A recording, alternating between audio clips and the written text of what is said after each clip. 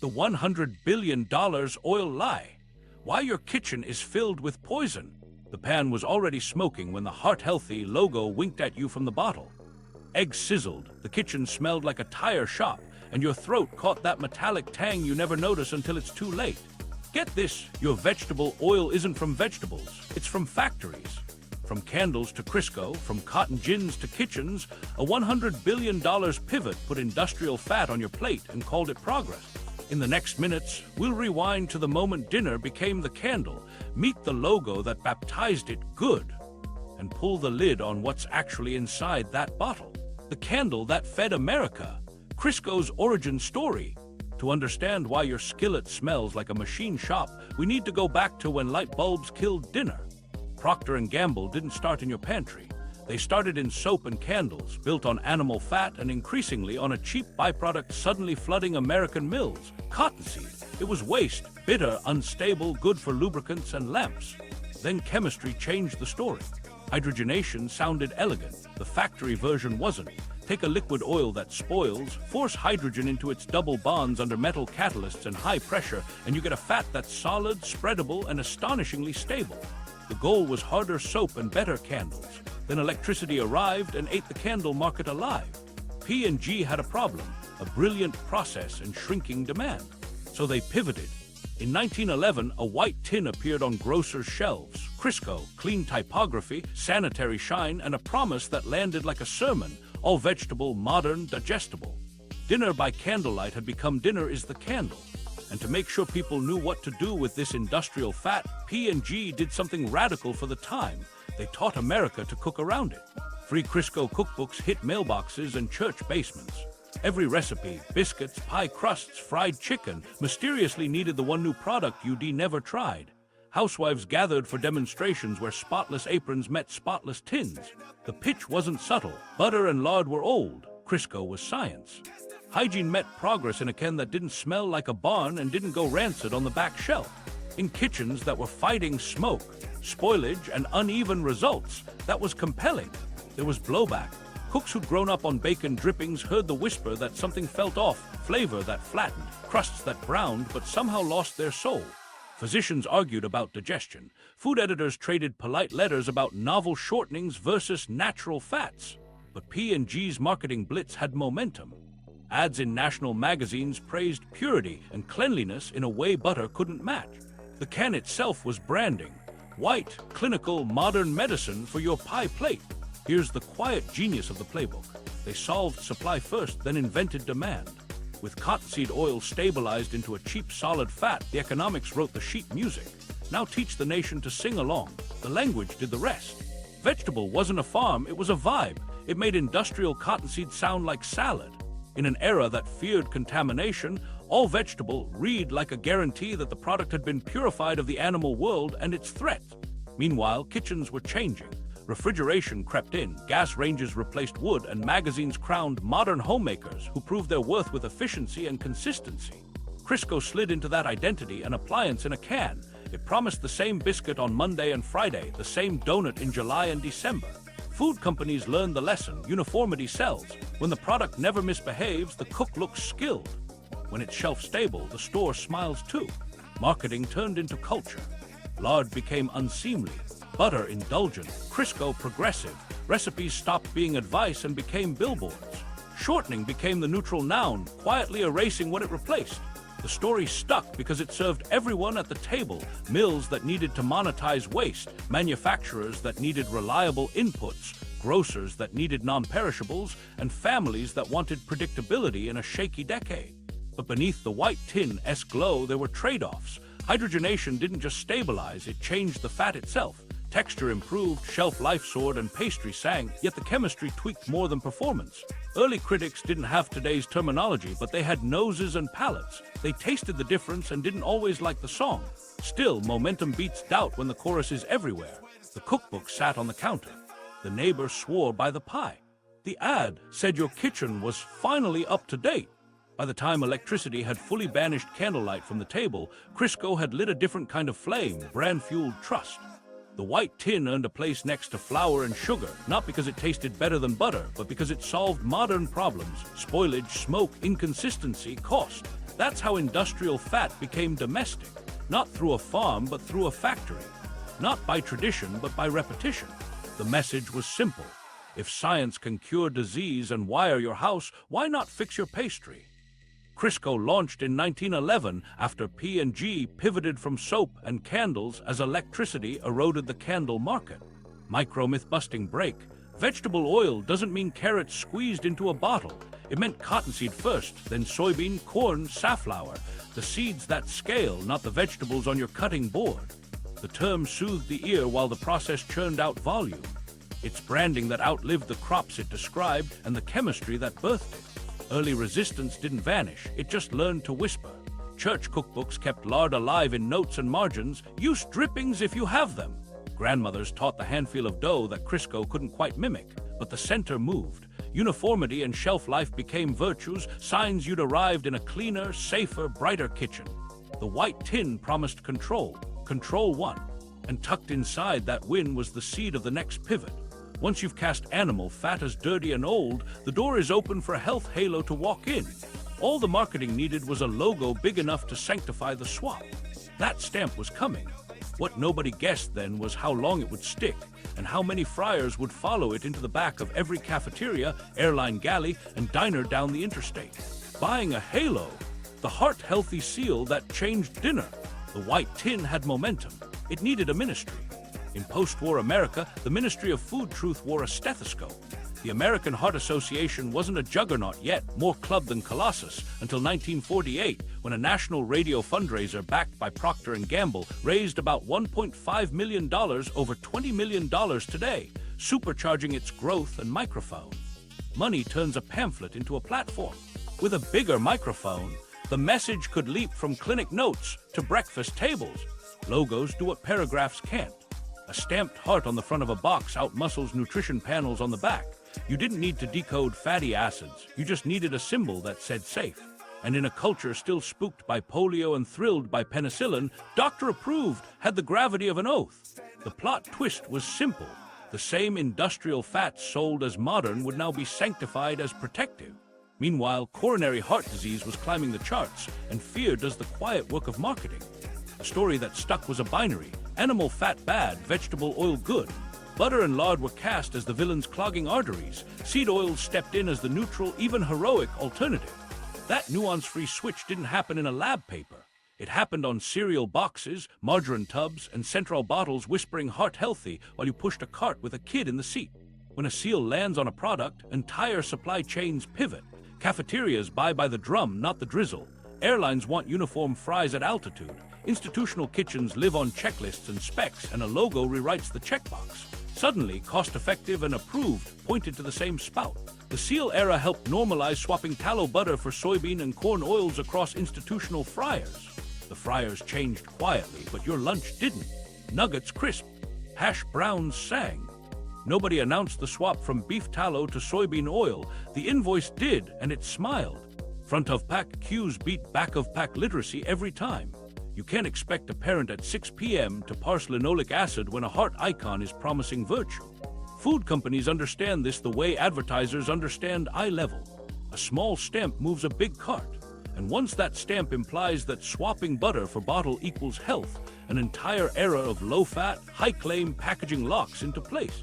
Here's the human moment that made it stick. A young couple at a kitchen table in the 1960s clipping recipes. He's just read a headline about heart attacks in men in their prime. She circles a margarine ad with a gentle blue heart on it. They don't debate biochemistry. They decide to be responsible. The next day, the butter dish slides to the back of the fridge. A squeeze bottle takes its place on the counter. A label just edited a household. The seal also bought time for industry. With official-sounding reassurance out front, nobody had to discuss how industrial oils are made. Solvent extraction with hexane, high-heat bleaching, deodorizing. The industrial spa day stayed off-screen. The narrative on-screen was clean, plants, progress, protection. If you ever wondered why the bottle on your counter has no scent, that's deodorization. High-temp steam under vacuum, stripping volatiles created during refining. But the logo told you not to worry, and people are grateful for permission to stop worrying. Meanwhile, fast food scaled like a rocket. Fryers moved from tallow to seed oils because cost and consistency win quarterly meetings. A single seal on a brochure could sit behind decisions that turned highways into tunnels of identical fries. Those fries tasted the same in Kentucky and California. That sameness felt like reliability. The heart on a poster in a corporate cafeteria did the rest, and nobody asked what aldehydes ride the steam when oils cycle through a week's worth of lunch rush. The odd part is how the seal outlived the science it rode in on. As years passed, trans fats from partial hydrogenation took their own turn in the penalty box and formulas shifted again, but the halo stuck. Vegetable oil remained the safe phrase even when the vegetable was a soybean and the process looked more refinery than farm. Language ages slower than data. Branding ages slower than both. Here's the loop you felt but didn't see. Logo to purchase, purchase to policy, policy to default. Schools updated nutrition guidelines, distributors updated spec sheets, kitchens updated habits. Your tray never saw the memo. You just tasted the new normal. And at home, the bottle with the heart on it made thousands of small choices for you. Sauté here, bake there, dress this, until the pantry looked like a pamphlet. The punchline is tidy. Once you've taught a nation that a symbol equals safety, the bottle never has to argue. It just has to show up, which is why the next part matters. If the halo sold the swap, the process hides the price. To see what you're actually cooking with and why your kitchen sometimes smells like a light industrial tour, you have to step into the plant, past the logos, and into the Hexane Bath. How it's made, from seed to skillet, and why it smells. To see why your kitchen sometimes smells like hot metal, you have to follow a seed through the factory. It doesn't start with a press and a pastoral soundtrack. It starts with mountains of seeds, soy, corn, cottonseed, safflower, cleaned, cracked, flaked, and warmed until they're ready for the part nobody puts in commercials, the Hexane Bath. Hexane is a petroleum-derived solvent widely used in large-scale extraction that loves fat the way soap loves grease. Flaked seeds drop into extraction vessels. Hexane floods in, dissolving oil out of fiber like a chemical pickpocket. What drains away is a golden solution called micella, part oil, part solvent, siphoned through pipes toward a series of heat-driven stills. Meanwhile, the leftover seed cake is steamed to drive off residual hexane, toasted, and sold as animal feed. Nothing wasted, everything repurposed. No farm smell in sight. Back in the stills, the solvent is boiled off and recycled. The crude oil that remains isn't the glossy liquid you know. It's a murky stew holding gums, pigments, free fatty acids, and trace metals picked up along the way. That's where refining begins. First, degumming, mix with water or acid to make phospholipids clump. Spin them out in a centrifuge that looks like a rocket engine, and you've got one less headache for later steps. Then neutralization. Add a measured dose of alkali to snag free fatty acids and turn them into soap stock. Separate again. The oil lightens a shade. Now bleaching. Run the stream through activated clay or carbonate heat to bind pigments and stray metals. Each pass makes the liquid look more like the bottle you recognize and less like something siphoned from machinery. Deodorization follows. High-temperature steam under vacuum to strip volatile off, aromas born from oxidation and processing. The next step is deodorizing, which sounds charming until you learn what's being scrubbed away. High-temperature steam is injected under vacuum to strip volatile compounds. Those off, aromas born from oxidation and processing. Deodorization is there because heat and oxygen have already nudged fragile polyunsaturated fats into breakdown products with a smell you wouldn't want on salad. If you have to deodorize food, is it food? That's the unsettling question a tank farm can't answer. Meanwhile, because light and air keep poking at the double bonds in these oils, small doses of approved antioxidants, tocopherols, citric acid, often slip in to slow further damage. Storage tanks are blanketed with inert gas to push oxygen out. Pipes are stainless. Temperatures are controlled. Every precaution acknowledges the same chemistry. The more unsaturated the fat, the more it wants to react. Here, where the story splits. On one side, small batch mechanically pressed oils. The olive oil most people mean when they say cold pressed. Use pressure, low heat, and minimal cleanup. They retain flavor, color, and compounds that actually taste like a plant. On the other side, industrial-scale seed oils are built for volume and neutrality. Solvents, high heat, bleaching, deodorizing, all designed to make a product that behaves, doesn't smell, and costs less by the truckload. Now put that bottle in a kitchen. At room temp, oxygen nibbles. On a hot pan, the reaction goes from stroll to sprint. Polyunsaturated fats, rich in linoleic acid, break down into primary oxidation products, hydroperoxides, that quickly decompose into a menagerie of secondary compounds, aldehydes, ketones, alcohols. The chemistry textbook calls them volatiles. Your nose calls them the smell that lingers after stir-fry. That metallic tang catching in your throat. That's chemistry, not cuisine. Restaurants push this further. A fryer set to lunch rush temperatures cycles oil through hours of heat, oxygen, and tiny bits of batter. Each dunk adds fuel to oxidation. Each night's top-off dilutes but doesn't erase the byproducts. Reuse saves money, but it also stacks aldehydes and polymers that hang in the air and ride the steam. The crisp you love comes with companions you didn't order. At home, there's a fix that isn't theater. Use stable fats for high heat, ghee, tallow, high oleic oils. Save delicate, polyunsaturated heavy bottles for dressings, low heat, or better for the shelf. Think function, not folklore. A high smoke point on a label doesn't guarantee oxidative stability in a pan. It just means the oil won't visibly burn before it quietly breaks down. One more detail most people miss. Packaging and storage are part of the recipe. Clear plastic plus warm light is an open invitation to oxidation. Dark glass, tight caps, and smaller bottles shrink exposure to air, heat, and time. Buy for 60 days, not 600. Your nose will notice the difference long before a lab does. By the time that vegetable oil hits your skillet, it's already lived a life, extracted with a solvent, refined, bleached, deodorized, protected against the oxygen it attracts, then asked to handle high heat it doesn't love. When your kitchen smells like a light industrial tour, that's the past week's chemistry arriving in one pan. If the Halo sold the swap, this is the price it kept off the label. Smoke points, oxidation, and your kitchen air.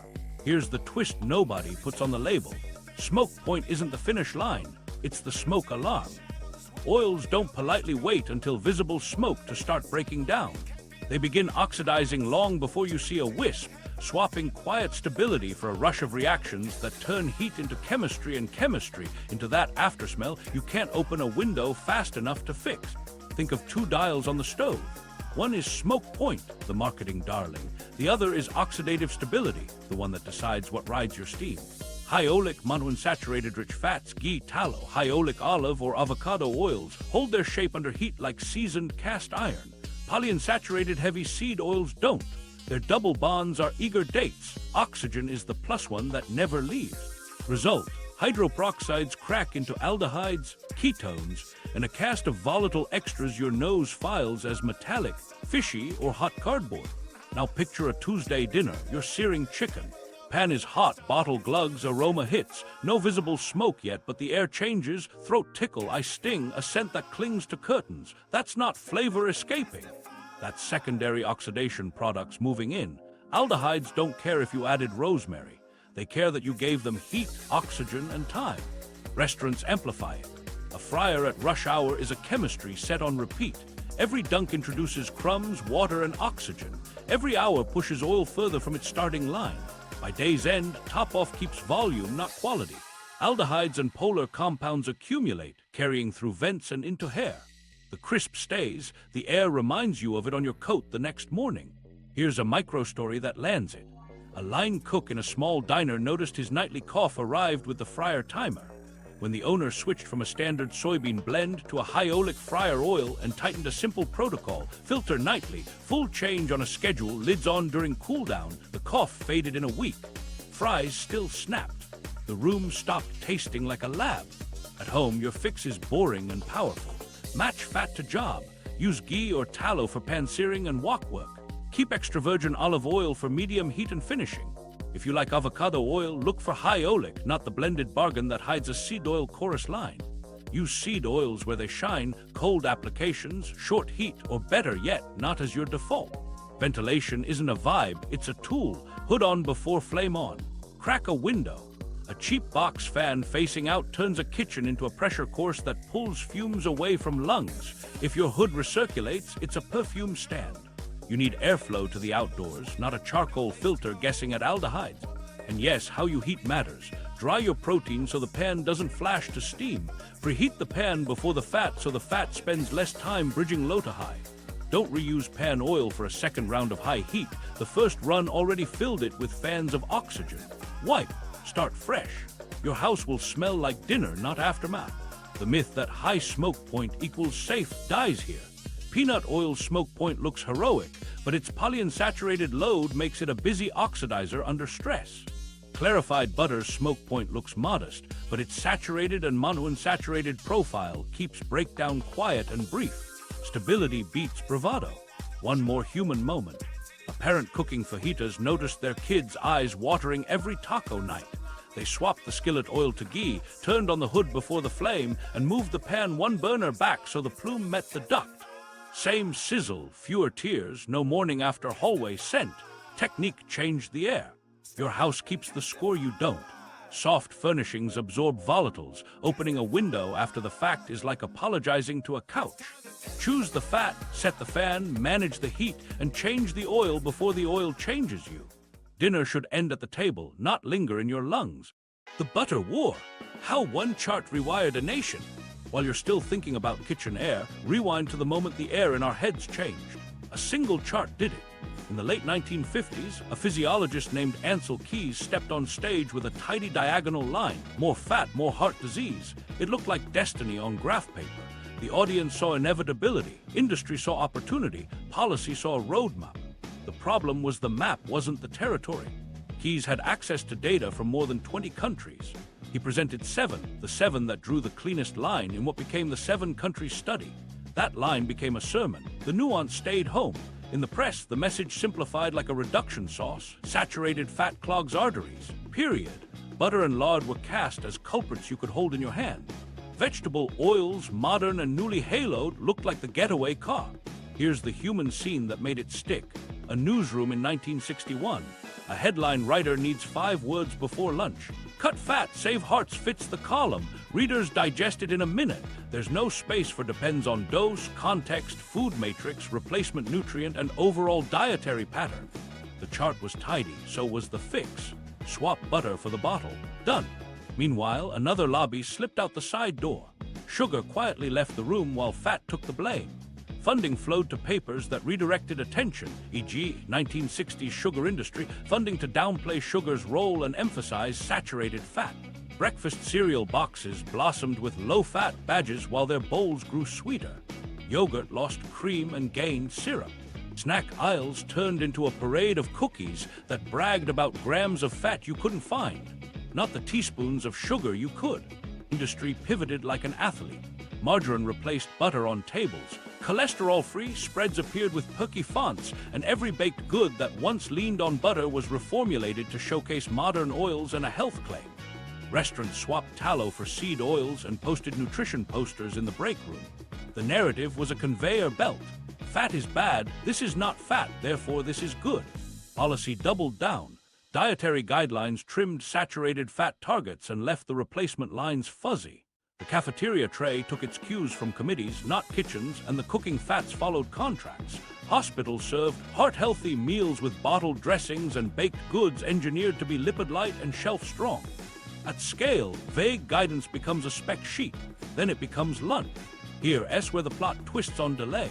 Decades later, the spotlight moved. Partially hydrogenated oils, those solid, spreadable, modern fats born from the same hydrogenation that launched Crisco, turned out to be their own problem, with trans fats earning a ban. Labels changed, formulas changed, but the original fear had already rewired reflexes. Butter still looked guilty in the mind's eye. The bottle kept its past. Think of a family grocery trip in the late 1980s. Mom steers past the dairy case to a tub with a blue heart on it. Dad grabs low-fat crackers. The cart loads up on cereals that shout no cholesterol. A small boy counts calories on a school worksheet. None of them are lying. They are following the graph. The line felt like science you could live by. Keys wasn't a cartoon villain. He was a scientist chasing a signal through noise, and heart disease was a real fire. But the culture took a hypothesis and carved it into stone, then used it to pave a highway for products that fit the slogan better than the physiology. Correlation confetti fell like it was New Year's. Meanwhile, whole food fats, dairy with names, meat with cuts, olive oil that tasted like fields, got painted with the same brush. Media did what media does, turned complexity into stories you can repeat over toast. A simple villain pairs nicely with a simple hero. The butter knife became a prop in cautionary tales. The bottle played the part of enlightened modernity. 1,000 cooking shows later, the pan sizzled with neutral oil because the host was being good. Look at the ripple. Fryers changed, labels changed, habits ossified. Then the science kept walking. Trials showed context matters. What you replace saturated fat with changes the outcome. Not all polyunsaturates behave the same. Patterns trump single nutrients, but language lags. By the time journal pages whispered nuance, school posters had already taught a generation to fear a yellow pat more than the ingredient list on a squeeze bottle. So here we are, a nation that swapped flavor for fear and called it progress. The fries are consistent. The narrative is too. And while the graph made for great TV, the kitchen made dinner with it. Meanwhile, something else was happening in factories. The fryer trap. Why restaurants love seed oils. While that chart rewired home kitchens, something quieter locked in at the back of the house. Walk through any swinging door at lunch rush and you'll see why the bottle won. Fryers don't care about romance. They care about budgets, uptime, and uniform results. Seed oils check all three boxes. Start with cost. Restaurants don't buy flavor notes, they buy drums. A 35-pound jug of commodity soybean or canola beats tallow or specialty oils by dollars a shift, thousands a year. When margins live on pennies per plate, the lowest bid writes the recipe. Now add shelf stability. Refined seed oils arrive neutral, filtered, and ready to pour. They're easy to pump, easy to top off, and they don't perfume a dining room like a steakhouse when you're selling muffins at 8 a.m. Then there's flavor neutrality. Chefs call it a blank canvas. Fries taste like fries, not beef fat. Tempura stays whisper light. Chicken sandwiches taste like brand standards, not yesterday's special. If your chain's promises sameness in every zip code, neutral wins. A fryer that behaves the same in Phoenix and Philly is a franchise owner's best friend. But here's the part the invoice doesn't show. Every drop of batter, every crumb, every splash of water is oxygen and fuel for oxidation. Lunch rush heat turns fragile fats energetic. Aldehydes and other breakdown products rise with the steam, cling to hair, settle in vents, and ride onto plates. Reuse stretches budgets but stacks chemistry. Top-offs dilute yesterday, they don't erase it. A micro-story you've lived without noticing. A cashier at a quick-serve burger spot logs afternoon headaches near the fry station. Facilities switches from a generic blend to a high-oleic fryer oil, adds a nightly filter, and sets a hard change schedule, no more until it looks dark. 2 weeks later, the headaches fade. The fries still snap. The air stops tasting like a shop class. Why not go back to tallow? Some places do. Small outfits, heritage brands, a handful of chains in testing, but supply, cost, and perception complicate the switch. Tallow needs different handling, different messaging, and sometimes different insurance. One corporate food safety memo can stall a good idea for a year. Meanwhile, a spec sheet that says refined canola or soybean keeps procurement simple and every vendor eligible. Here's the parallel line you don't see on the menu board. A line cooks rhythm. Fresh oil foams less, spits less, and recovers heat faster. But a fryer in constant use rarely starts fresh. The first hour is great. By the 10th, the oil runs a little slower, coats a little heavier, smells a little sharper. The cook compensates, longer hangs in the basket, smaller drops, more salt. Your palate still claps, your lungs keep the after party. So what do you do if you're not the one buying the drums? Ask small questions that matter. What oil do you fry in? Starts a useful script. If the answer is a standard seed oil blend, steer to grilled or baked mains and let the fryer handle only what's worth it. Bonus points. Can you finish with butter or olive oil? Many kitchens will. A grilled fish that sees a pat of butter in the pan at the end tastes like care without sending oil through a second heat cycle. Sauces are the hidden oil bomb. A salad sounds virtuous until you drown it in a house dressing built on soybean oil. Ask for vinaigrette on the side or a squeeze of lemon and olive oil if they have it. Mayo-heavy spreads ride the same pipeline. Picking mustard or salsa turns a fryer meal into a better compromise. Sides are leverage. Swap fries for a baked potato, add butter and salt at the table, or for rice or extra veg. If you want the crisp, share one order and let the main carry the plate. Breakfast is the cheat code. Eggs, fruit, sourdough, and bacon come off flat tops and griddles, not dunk tanks. You leave smelling like food, not fumed. One more micro story. A family diner near a highway changed nothing on the menu and everything under the hood.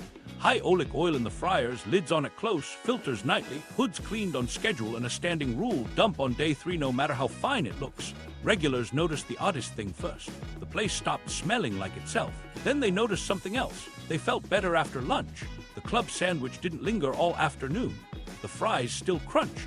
The air got quiet. Restaurants love seed oils because the system loves predictability. You can't fix their books. You can fix your order. Grill it. Sauce smart. Swap sides. Eat the fry when it's worth it and let the fryer handle the rest of the room. That's not purity, that's survival with flavor.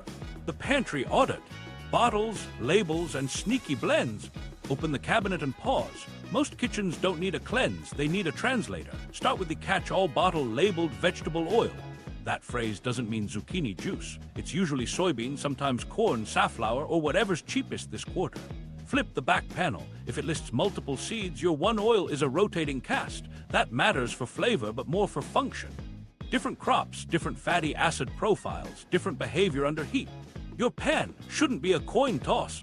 Next shelf, the light-tasting olive oil that somehow cost half as much as the real stuff. Here's the move. Genuine extra virgin olive oil smells like grass, tomato, leaf, pepper. Light often means refined olive oil or worse, an olive seed blend dressed up in green glass. Look for harvest date, country of origin, singular, not a world tour, and certification seals from credible counsel. If the ingredient list says olive oil with no extra virgin, it's likely refined. Fine for medium heat, not the salad you love. Now the sneaky aisle resident, pure and 100%. Those words feel safe and say almost nothing. Pure can mean refined. 100% can mean 100% of a blend you didn't want. What you want on an olive label is extra virgin, a harvest year, and a dark glass bottle that protects it from light. Bonus points for a best buy date tied to harvest, not bottling. Fresh matters. Olive oil is a fresh-pressed juice with a deadline. Slide to avocado oil. Great when it's real. The trap, adulteration. Some bargain brands test closer to soybean than avocado. You can't lab test at home, but you can read. Look for avocado oil as the only ingredient, high oleic claims, and a producer that gives you country of origin and press method. If it's suspiciously cheap, assume you're paying for a seed oil duet with a green label. Scan for high oleic on bottles made for high heat. That phrase means the oil skews toward monounsaturated fats, which behave better in a pan. High oleic sunflower or safflower is a different animal than the standard versions. Same plant, different seed breeding, very different oxidative stability.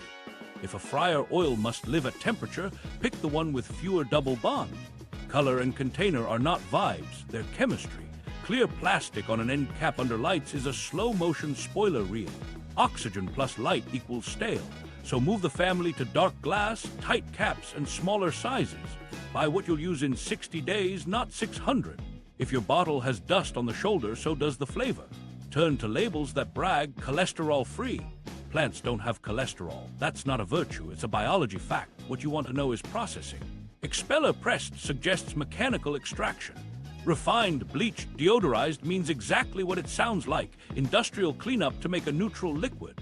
Neutral isn't a crime, it's just not a flavor, and it often signals an oil that's already lived a rough life before you reheat it. Find the mixed up offenders. Mayonnaise, dressings, jarred sauces. The front says olive oil, the back starts with soybean. If olive shows up fourth, you're buying a costume. Dressings are especially sneaky. That creamy Greek often rides on seed oil plus herbs. Your fix, make a 3-jar system.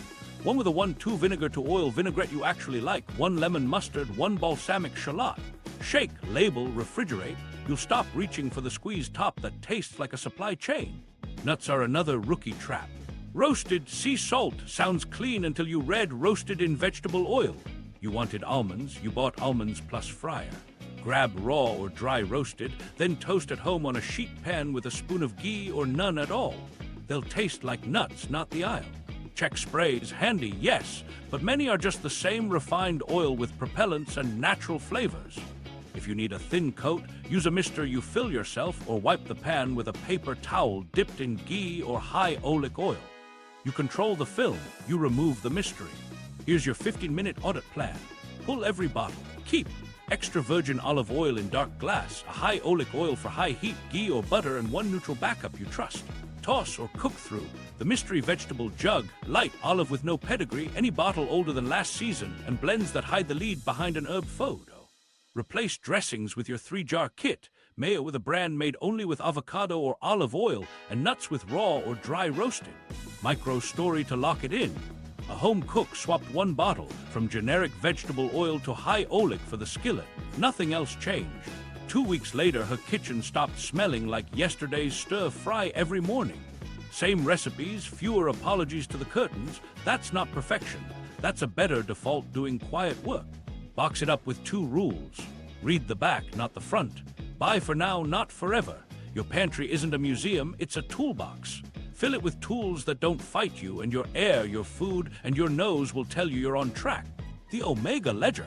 Ratios, reality, and overcorrection. To make sense of the bottle wars, open the ledger that almost nobody balances. Omega-6 and Omega-3. They're both essential, which means your body can't make them. But like salt and sugar, the dose and ratio write the story. For most of human history, that ratio hovered closer, often estimated near roughly 1 to a few to 1 because food came with its own guardrails. Fish, greens, nuts, pastured fats, not squeeze bottles, and condiments that swim in linoleic acid. Fast forward to a pantry that shouts convenience. Seed oils don't just sit on your counter. They hide in dressings, mayo, chips, bars, tortillas, hummus, jarred sauces, and baked not fried everything. Each nudge is small. Together, they can push typical intakes toward 10-1, 15-1, or higher in modern diets. That isn't a conspiracy, it's math. Linoleic acid rides every label, and omega-3 shows up mainly when a fish shows up. Here, S what the debate misses when it argues past itself. Epidemiology and trials still point to benefits from replacing some saturated fat with unsaturated fat in the right dietary context. At the same time, real kitchens turn polyunsaturates into chemistry sets when heat, time, and reuse stack oxidation. Both things can be true. Plant fats on paper behave. In a fryer, they write different chapters. What nobody warned you about is the pipeline that sneaks omega-6s past your stove. The biggest culprits aren't the 2 tablespoons you saute with, they're the tablespoons you never see. Salad dressings are a major highway. Most store bottles lead with soybean or canola. Light, mayo, and yoli do the same, spreading linoleic acid across every sandwich. Granola that brags about oats is often glued together with seed oil. Nuts that should be a solid snack get roasted in vegetable oil, because that's what the drum was filled with at the plant. You don't fix that with a fish pill and a prayer. You fix it by rebalancing the plate. That doesn't mean banish every seed. It means move the center. Bring back fatty fish a couple nights a week. Salmon, sardines, mackerel. They deliver EPA and DHA in their actual form, not precursors your body has to convert on a good day. Put walnuts and flax in the boost category, not the backbone. Their ALA helps, but the conversion toll is real. Then subtract quiet loads. Build your dressings at home with extra virgin olive oil as the base and a 1-to-2 acid-to-oil ratio. Lemon, vinegar, Dijon, salt, done. Swap mayo for versions made with avocado or olive oil, or do half mayo, half yogurt to cut the volume and the omega-6 hit. Read nut labels like you'd read a contract.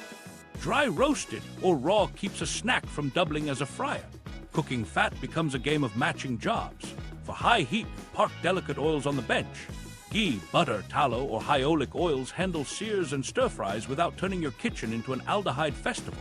Use extra virgin olive oil for medium heat and finishing, where its phenols show up as flavor. Let truly delicate seed oils, if you love them, live in dips and drizzles that never see a flame. Here's a tiny ledger you can keep without a spreadsheet. 2 fish meals weekly. 1 tub of homemade dressing refilled every weekend.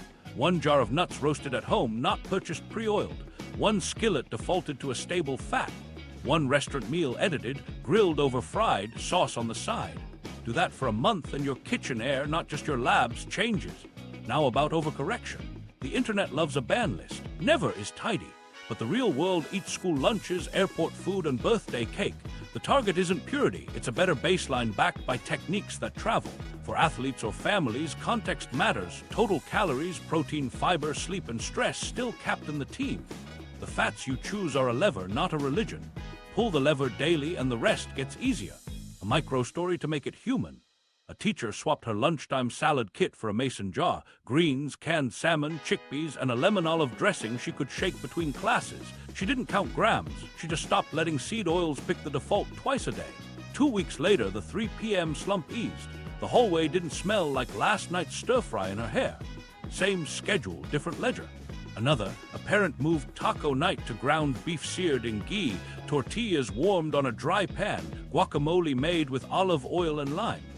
Chips were still on the table, they just weren't the fat source. Everybody ate, nobody noticed the chemistry win, and the kitchen smelled like cumin, not hot cardboard. Zoom out and the North Star is simple. Eat more foods that arrive with their own balance. Fish, eggs, meats, vegetables, olives, avocado, dairy if it loves you.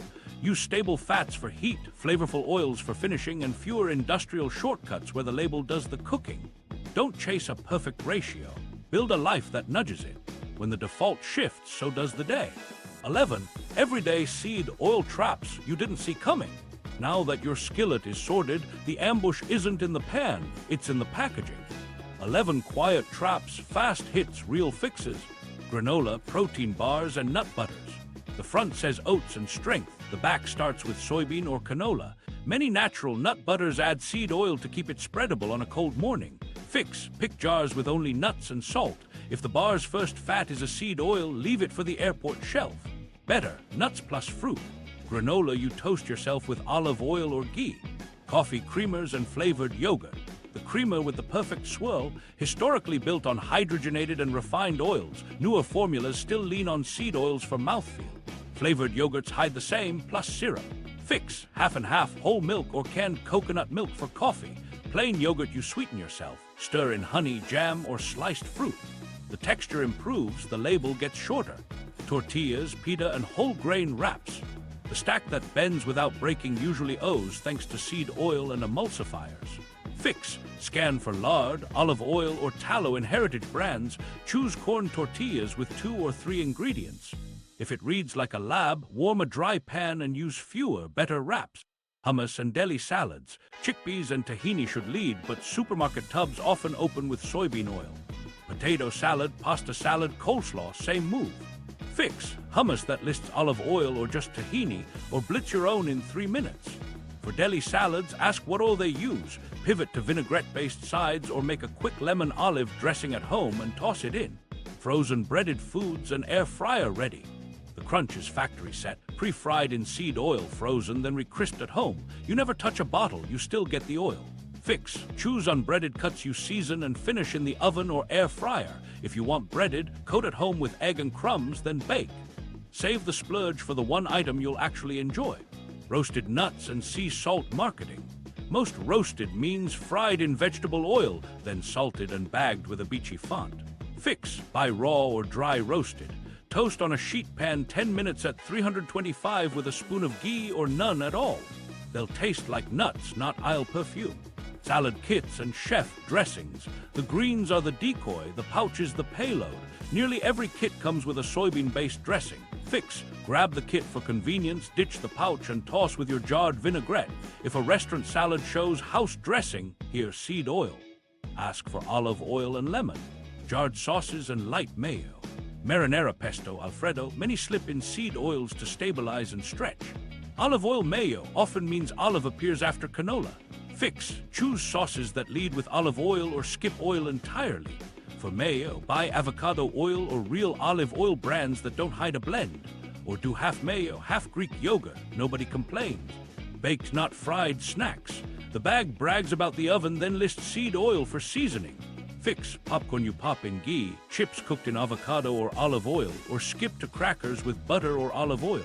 Read the fine print on popped, puffed, thins, different verbs, same bottle. Plant-based meats and patties.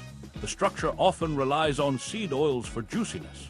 Fix, if you eat them, treat them like an occasional sideshow, not the headline. Build bowls around beans, eggs, fish, or actual meat. Use plant patties when you need convenience, not identity. Restaurant vinaigrettes. The crisp salad you order to be good arrives wearing soybean. Fix, request olive oil and vinegar. Many places have both. Or ask for lemon wedges and salt. If they can't, take the dressing on the side and use a teaspoon, not a ladle. Micro story tour that sticks. A student swapped her late-night protein bar for almonds and an apple, same calories, fewer mystery fats. A dad moved taco night from pre-fried shells to soft tortillas warmed in a dry pan. The kitchen smelled like cumin again. A nurse kept a jar of vinaigrette in the office fridge and stopped letting cafeteria dressing decide her lunch. 2 habits make these traps boring to beat. 1. Flip the label and scan the first fat. If it's soybean, canola, safflower, or vegetable, ask if there's a version with olive, butter, ghee, or none. 2. Build small defaults. A house dressing, a trusted mayo, a raw nut jar, unbreaded freezer proteins. When the default shifts, the traps stop feeling clever. They just look like old packaging. Ordering without oil. Restaurant survival guide. You don't need a chemistry degree to eat out. You need a script. Start at the table, not the fryer. Ask one calm question that opens every kitchen door. What fat do you cook that in? Say it like you're curious, not judging. If the answer is our standard blend, you've learned enough. Pivot to heat that isn't a dunk tank. Grill, roast, steam, sear. Then ask for finishes on the side. Butter, olive oil, lemon. Cook say yes to specific requests. Vague gets you the house bottle.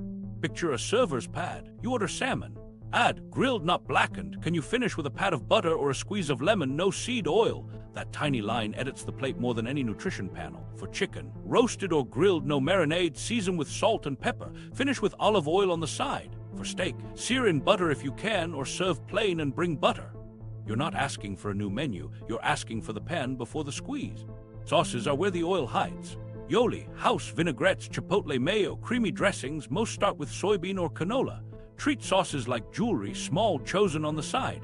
Ask for mustard, salsa, chimichurri made with olive oil if they have it, or plain lemon wedges and salt. If the salad is the plan, skip house dressing and request olive oil and vinegar.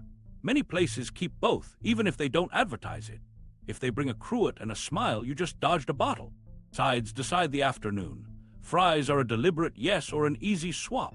Choose a baked potato, add butter and salt yourself, or steamed rice, extra vegetables, or beans. If fries are joy, share one basket and let the entree carry the meal.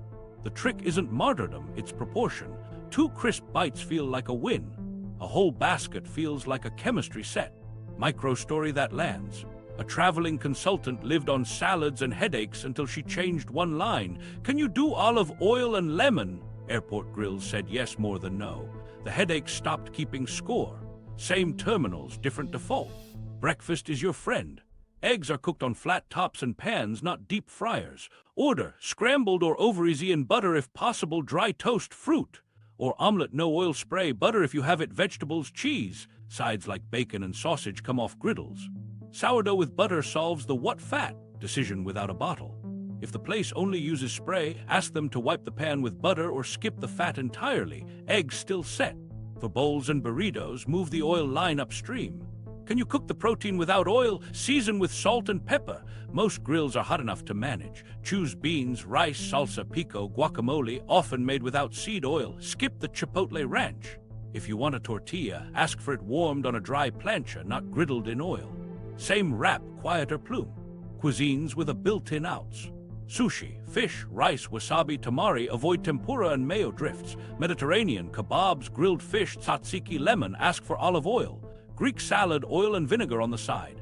Mexican, tacos on corn tortillas, meat seared, onions, cilantro, salsa. Skip crema blends and chip baskets as the main event. Steakhouse, order the steak, baked potato, creamed spinach if it's real cream, and you're done. Chain survival works on scripts, not hope. Ask what oil they fry in. If it's a seed blend, keep fried items as an occasional side and choose grilled mains. Request butter or olive oil finishes. Many franchises stock both. Use the kids' menu logic. Simple builds, fewer sauces, more control. 2-pocket trick for road weeks. Left pocket holds a small travel salt and pepper. Right pocket holds lemon packets or a tiny olive oil vial. Overkill, not when a conference buffet is a sea of soybean dressing. You don't need much, just enough to make dry taste like planned. Final human moment. A family stopped arguing about restaurants and started editing plates. Grill over fry, sauces on the side, butter or lemon to finish, sides swapped. Nobody missed a birthday cake. The house didn't smell like fryer fog after dinner. They ate the food, not the invoice. That's the win, not perfect, just better defaults you can repeat anywhere. The 14-day kitchen reset. You don't need a new identity. You need 2 weeks. 14 days to swap defaults so your kitchen stops smelling like last night's chemistry class and starts tasting like food again. No purges, no sermons, just a calendar and a cart. Day 1-3, audit, purge, replace core fats, pull every bottle. Keep extra virgin olive oil in dark glass, a high oleic oil for high heat, ghee or butter, and if you want fries that behave, 1 tub of tallow. Cook through or donate the mystery vegetable jug and the light olive oil with no pedigree. Grab smaller bottles, buy for 60 days, not 600. Micromove that lands fast, preheat pan, add high oleic or ghee, sear chicken. That throat tickle plume you thought was flavor won't show up. Your curtains will notice before you do. Day 4-6, dressings from scratch, the 3-jar system.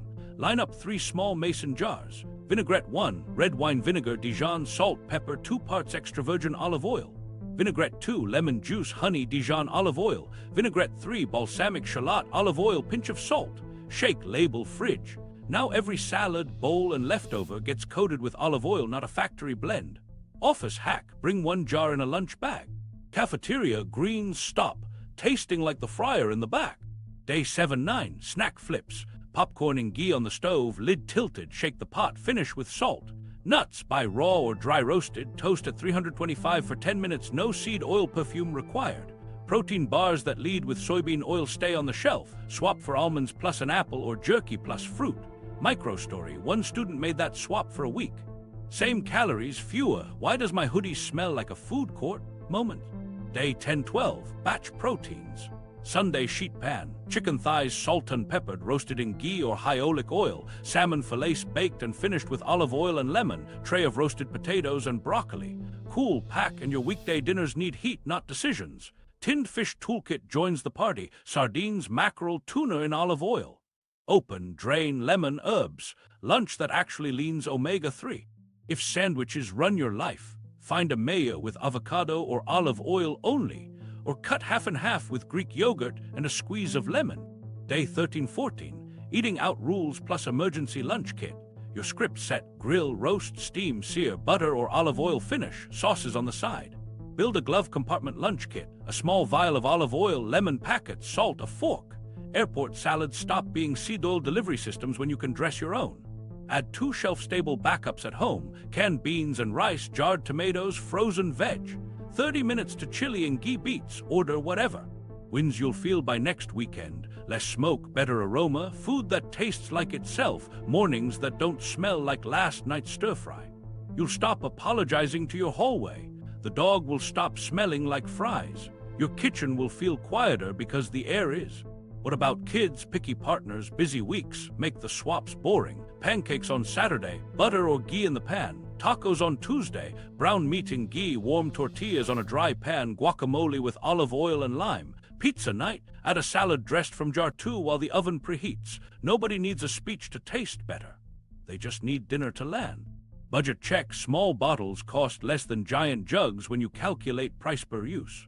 A dark glass extra virgin you finish in a month is cheaper than a gallon you throw out stale. Ghee lasts. Tallow only comes out when the crisp is worth it. Your cart doesn't grow, it just swaps. Technique locks it in, hood on before burner on. Dry proteins so the pan doesn't steam. Preheat first, fat second, food last so the oil spends less time bridging low to high.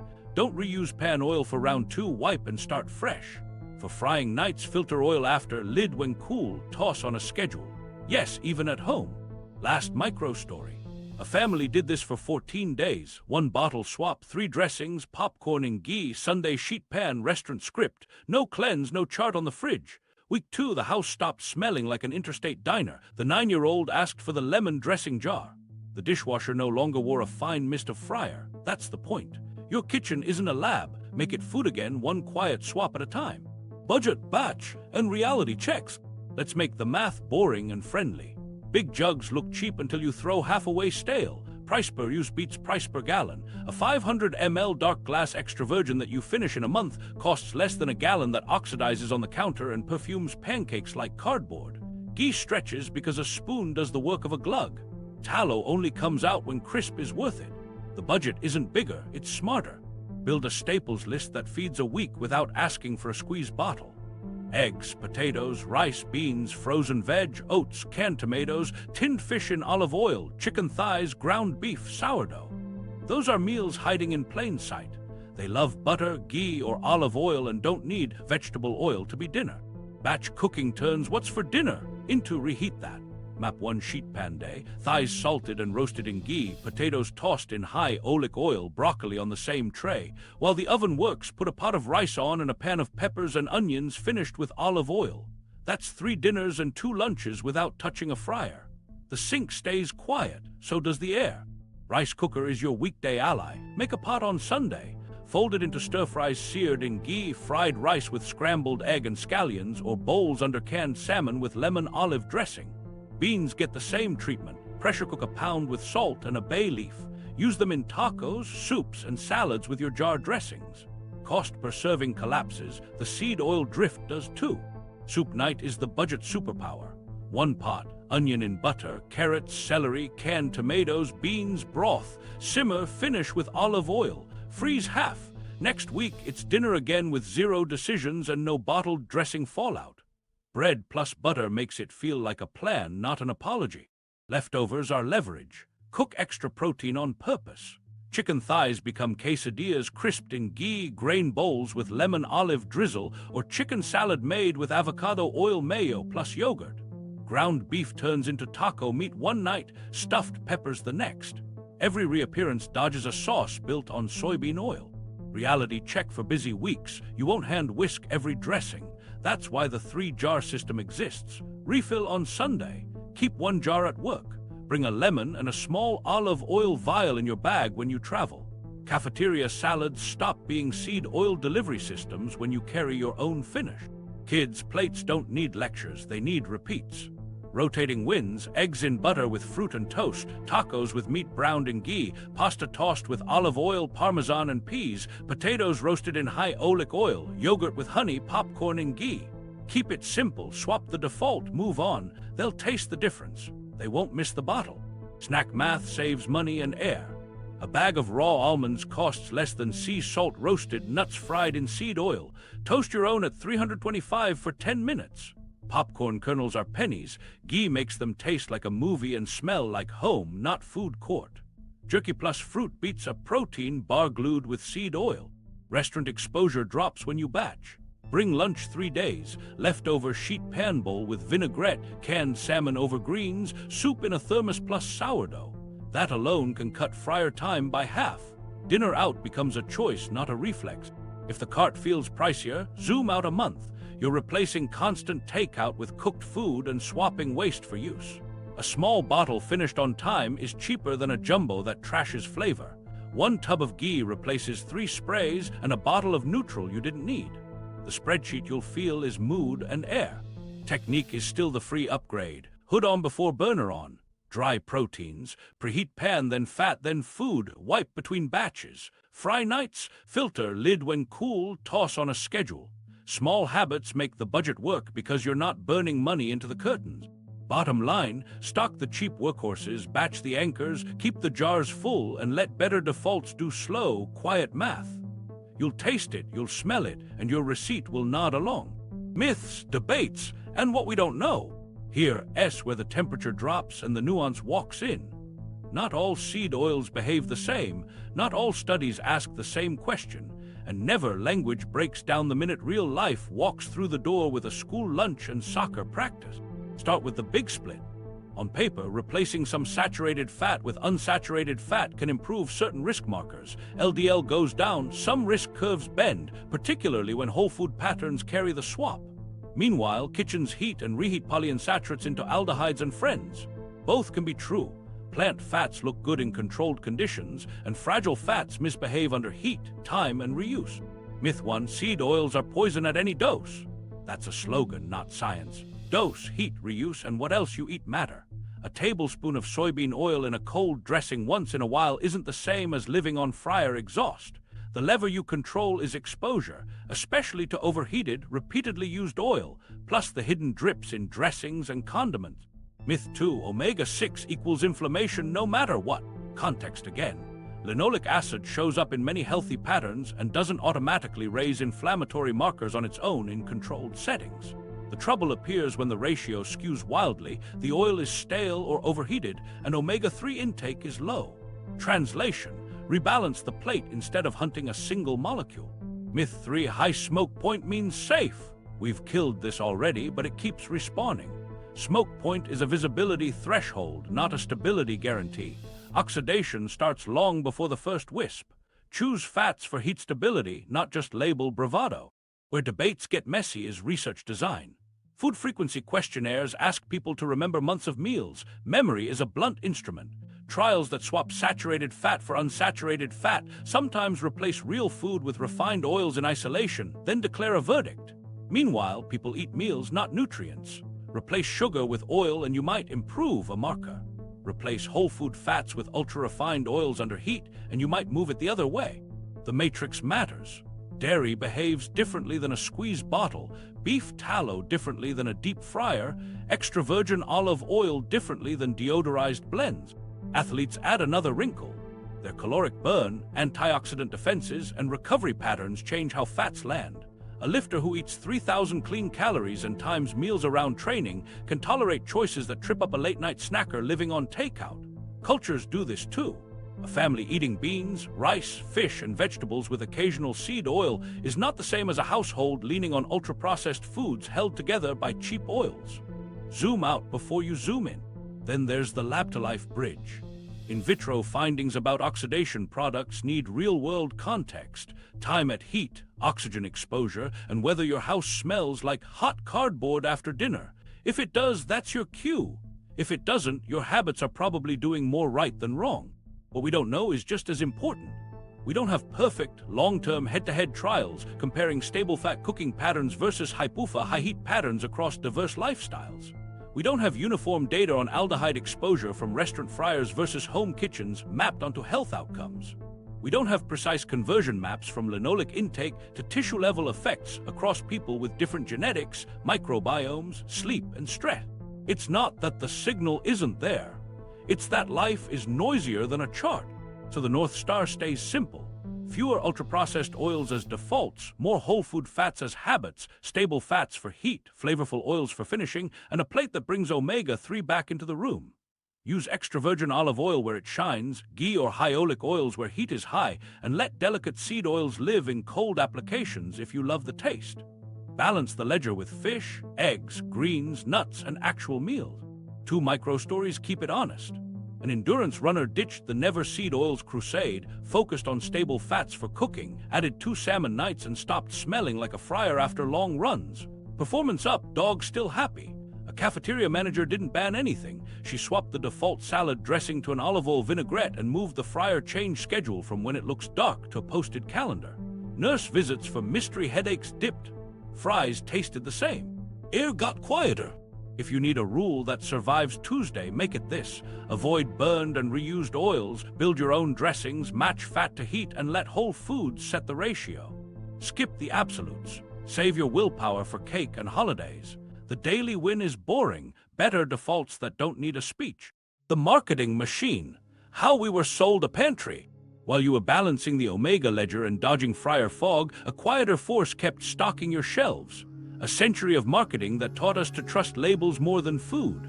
The playbook started simple, modern versus old-fashioned, and never stopped evolving. Butter was grandma, bottles were progress.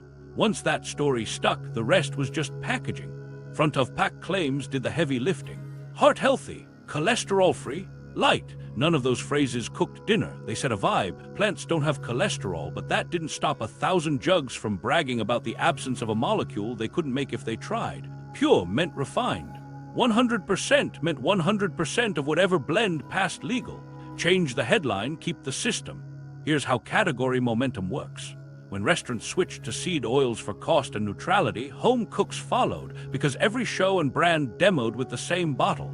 Viewers saw clean labels, tidy pans, and nothing smoking. You didn't see the procurement spreadsheets or the vent hoods. You saw an idea, neutral equals good. The camera made it policy. Retailers became silent enforcers. House brand specs favored oils that stayed cheap and consistent across seasons. End caps pushed vegetable oil by the gallon value as virtue. Promotions bundled noodles, sauce, and dressings built on the same oil so your cart matched the warehouse. When schools wrote bid sheets for cafeterias, they copied the same spec lines. Once those contracts signed, kids learned the flavor of default. Slogans outlived reformulations. A spread earned a halo in the 90s, then quietly changed fats when trans fats got the boot. The logo stayed, the ad copy kept its promises, and shoppers never flipped the back to see which oil now wore the costume. Brands bank on memory, ingredient panels bank on attention you don't have at 6 p.m.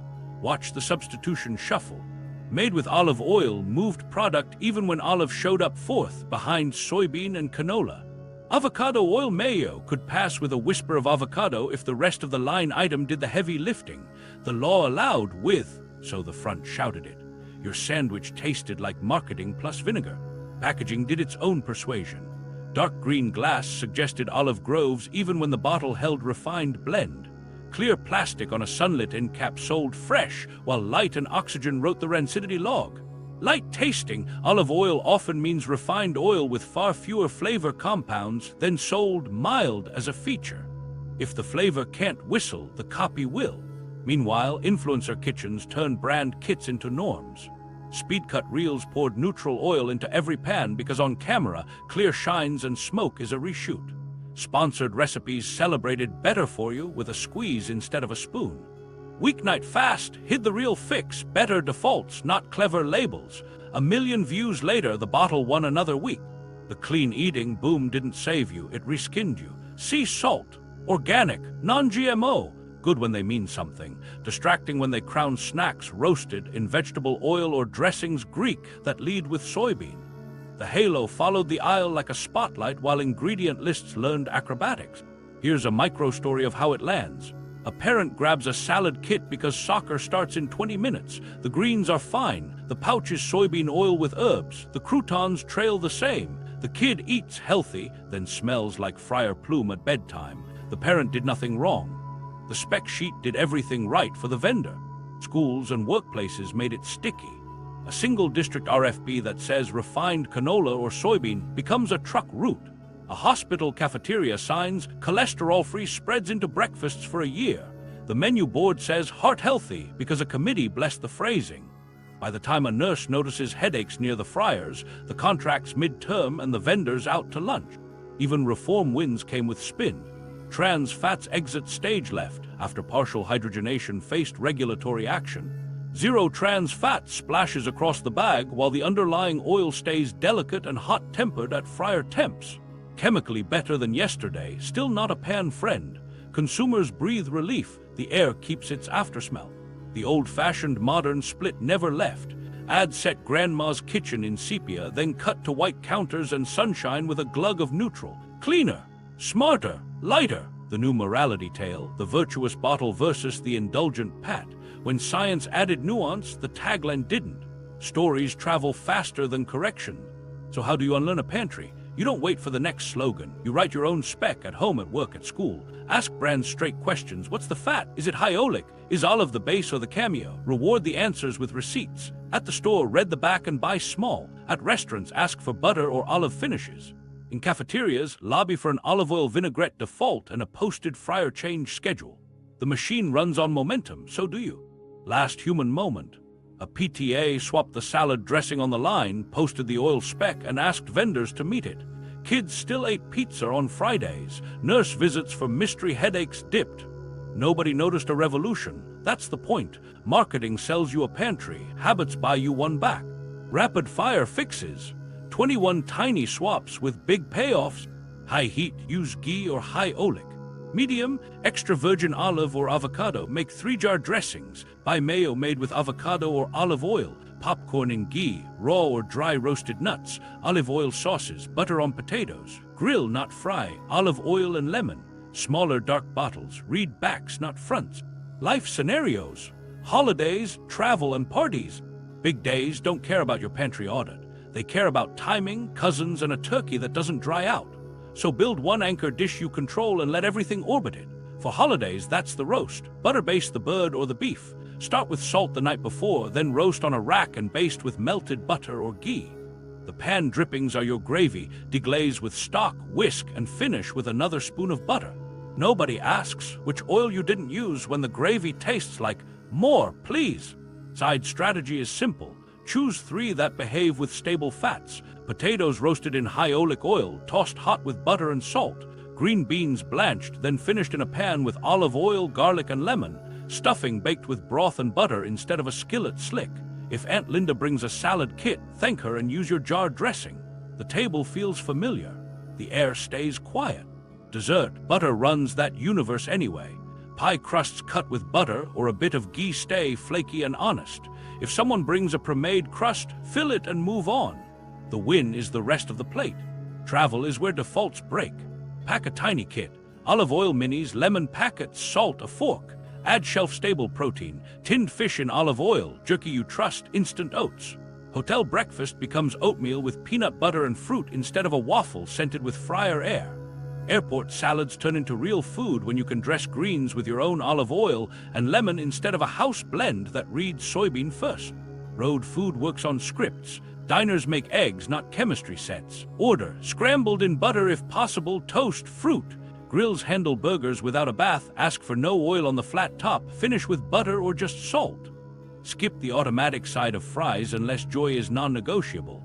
Choose a baked potato with butter or extra vegetables. If a burrito shop is your only option, build bowls with beans, rice, meat seared plain, salsa, and guacamole. Ask for tortillas warmed dry, not griddled in oil. Hotels love tiny bottles and big menus. Work around both. Keep sardines or tuna in olive oil in your bag. A box of crackers, a lemon, and a plastic fork turn a desk into a picnic that doesn't smell like fryer fog. If there's a kitchenette, one small pan, butter, eggs, and a bag of greens get you breakfast in 10 minutes. That beats learning a new house dressing every morning. Parties are where the tray does the talking. Bring a charcuterie board that does the work for you. Cheese, sliced meats, olives, dried fruit, raw or dry roasted nuts, grainy mustard. It's crowd-friendly and runs on dairy and meat, not a mystery blend.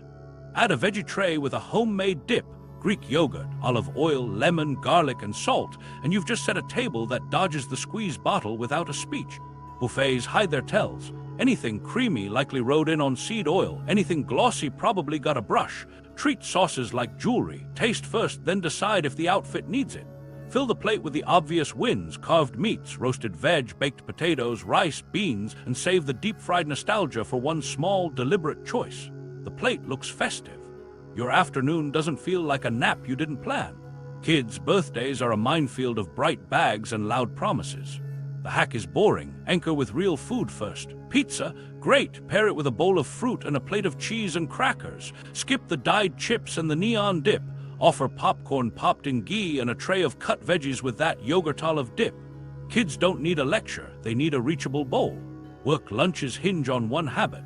Keep a jar of vinaigrette at your desk or in the office fridge. Build grain bowls on Sunday, rice or potatoes, roasted veg, chicken thighs, and dress them at noon. Or keep a couple cans of salmon or mackerel in olive oil and a bag of greens in the break room. The cafeteria stops choosing your fat when you show up with your own finish. Holidays away, offer one dish you control. Bring your butter-basted carrots with herbs. Bring mashed potatoes finished with butter and olive oil. Bring a salad and toss it with your jar dressing tableside. Hosts love help.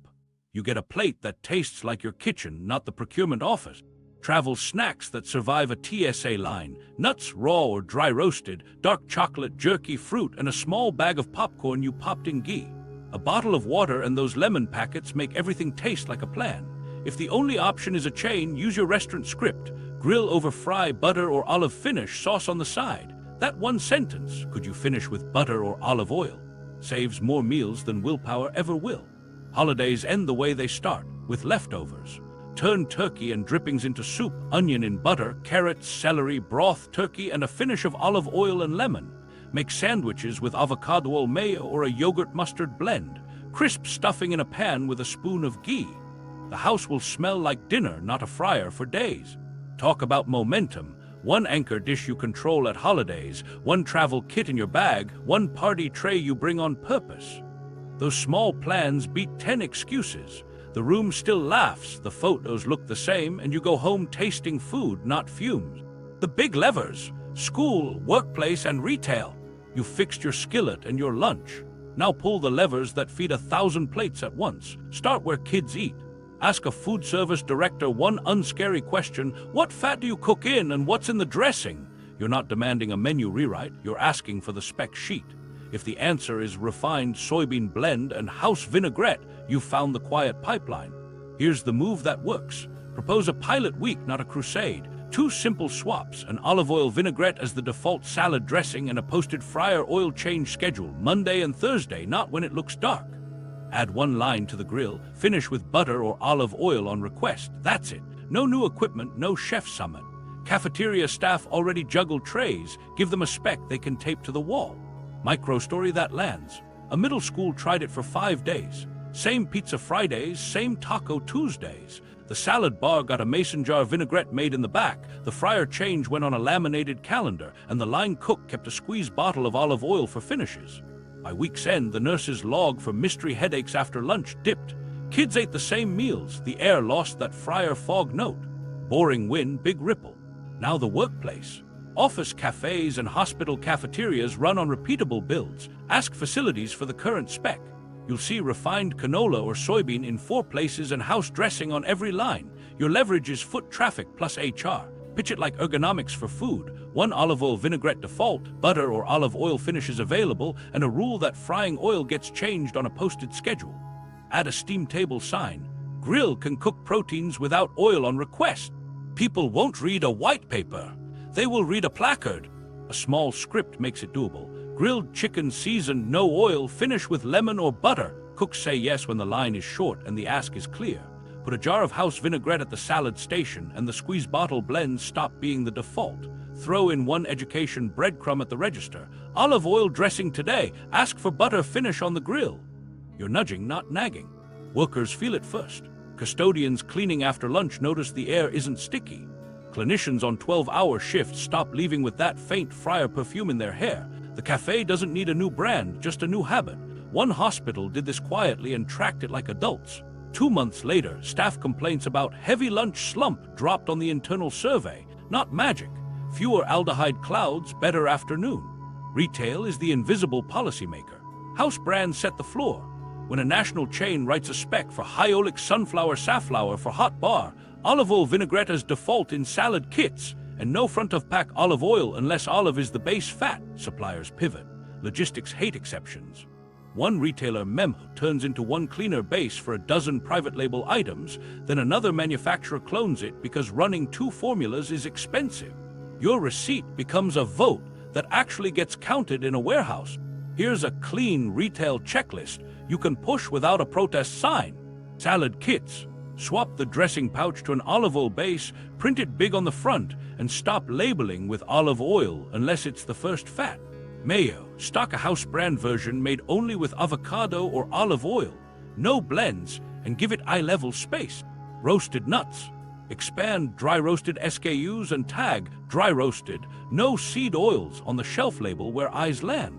Hot bar. Specify high oleic oils for sauté and sear. Keep olive oil for finishes. Post the oil spec above the line so customers don't have to guess. Frozen breaded. Add an unbreaded, oven-ready line that isn't pre-fried. Mark it no seed oil added. You can make those asks as a shopper with 1 email that says, I buy these weekly, I'll buy more if the fat spec changes. Category managers track those notes, especially when they mention volume and SKU names.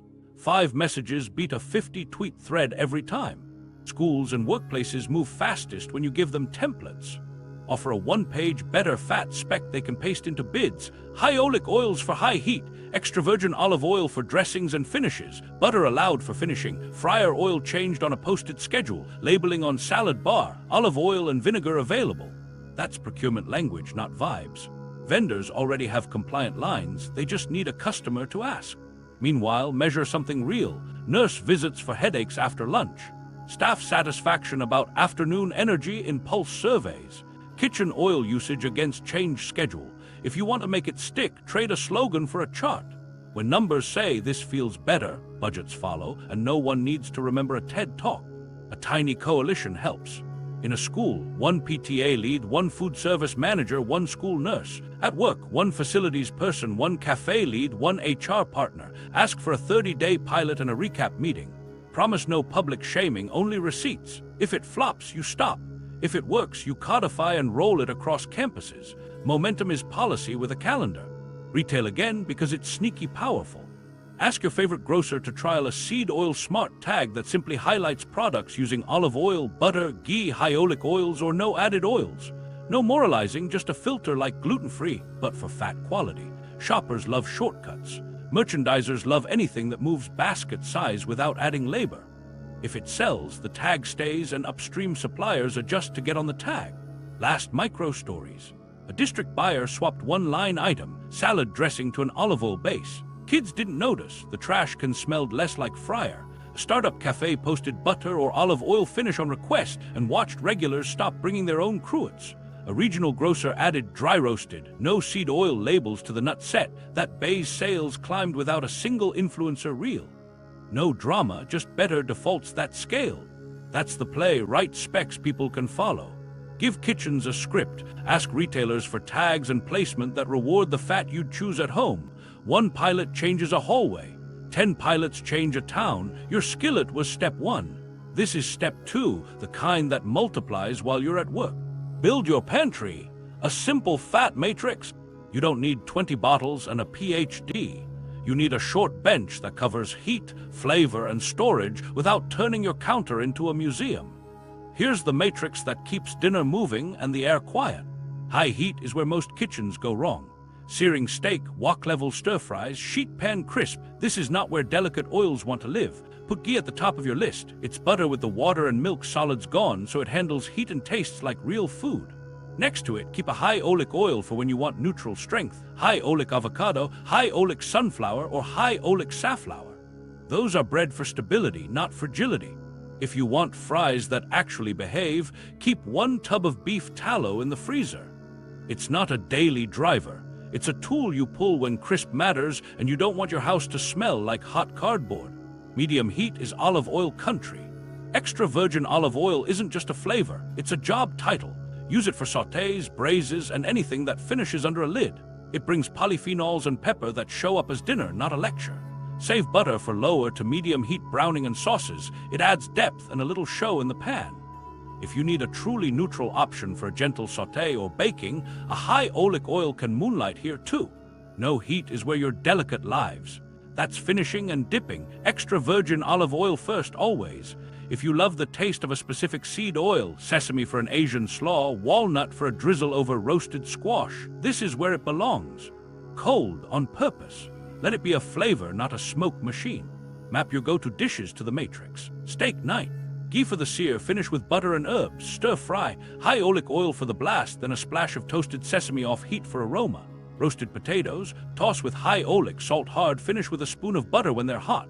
Sautéed greens, olive oil, garlic, lemon. Eggs, butter or ghee, medium heat pan smile. Fish, sear in ghee or high oleic, rest, then bathe with olive oil and lemon. Your food tastes like itself. Your curtains, stay out of it. Now organize your shelf like a pro and a realist. Buy small, dark bottles of extra virgin olive oil and use them. The best olive oil is the one that's fresh because you finished it. High oleic oils can live in a medium bottle, cool, dark, cap on. Ghee is fine on the counter if your kitchen runs cool. In summer, it's happier in the fridge. Tallow lives in the freezer until game day. That's 5 positions. EVOO daily, high oleic, high heat / neutral. Ghee, high heat / dairy flavor. Butter, finish and medium heat. Tallow, occasional crisp. Give yourself a starter cart you can push through any week. 1 butter, 1 ghee, 1 extra virgin olive oil, 1 high oleic neutral, 1 tallow. That's it. Fewer, better bottles reduce waste and guesswork. Your wallet likes it. Your food likes it more. Pantry rules keep the matrix working.